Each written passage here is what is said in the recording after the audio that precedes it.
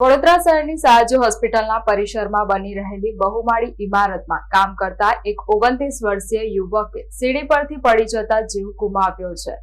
ઘટનાના પગલે સયાજી હોસ્પિટલમાં અફરાતફરીનો માહોલ સર્જાયો હતો। વડોદરા શહેરની સયાજી હોસ્પિટલના પરિસરમાં બહુમાળી ઇમારતનું કન્સ્ટ્રક્શન કામ ચાલી રહ્યું છે, જે ઇમારતના 9મા માળે કામ કરી રહેલા જગન્દુ ચૌહાણ નામનો યુવક અચાનક સીડી પરથી પડી જતા સાથી કર્મચારીઓ તાત્કાલિક સયાજી હોસ્પિટલના ઇમરજન્સી વિભાગમાં પહોંચ્યા હતા, જ્યાં ફરજ પર હાજર તબીબોએ યુવકને મૃત જાહેર કર્યો હતો। પ્રથમ દ્રષ્ટિએ આ અકસ્માત હોવાનું જણાઈ આવે છે।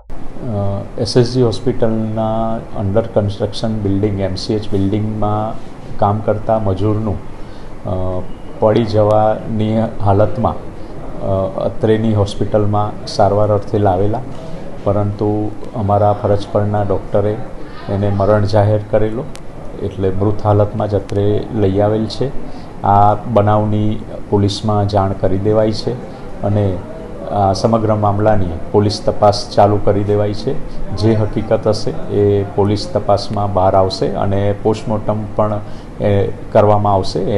એ પછી જ એનું કંઈક ચોક્કસ કારણ આપણે કહી શકીશું। સર, સુરક્ષા અને સલામતી અંડર કન્સ્ટ્રક્શન સાઇટ પર કામ કરતા કર્મચારી મજૂરોની સુરક્ષા જે તે કોન્ટ્રાક્ટર અને જે બી એને કોન્ટ્રાક્ટ આપનાર સંસ્થા હોય એ બધાએ એનું સંયુક્ત ધ્યાન રાખવાનું જ રહેતું હોય છે અને સલામતીની તમામ વ્યવસ્થા એ લોકોએ ઊભી કરવાની રહેતી હોય છે।